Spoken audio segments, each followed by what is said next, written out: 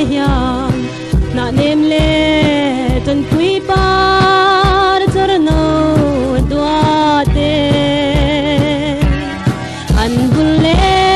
ta ko tharo me karan nun hiliam nu bulzai re ve ang mo parang bula kan hin lai ni te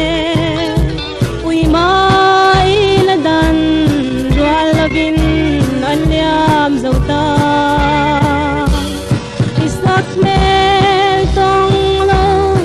yani dim tha mai hi tan tok mai lo li an kasak me darang tong lo reng hian mo ngayin lung hlui tin la ya thar le trine tan chal ti abia tu min lan kha apoi em samang then nan reng hian mo parang pula kan him lai te ui mai la dan dual na bin alyam zauta isak mel tong lo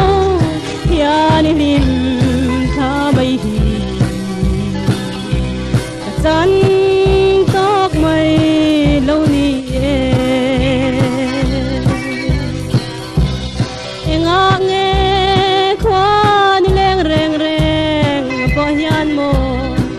matin sem lai na bang